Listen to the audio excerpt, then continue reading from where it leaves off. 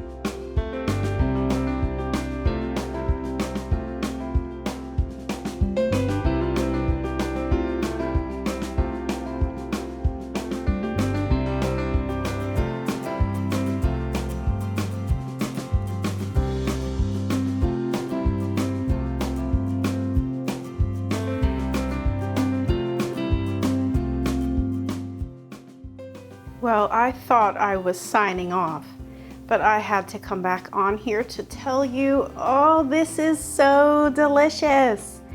The tart cranberry and cinnamon apples is such a perfect balance to this sticky, moist gingerbread cake. I have to say, I was a bit conservative on the chocolate layer, and on second thought, I would have gone double on that.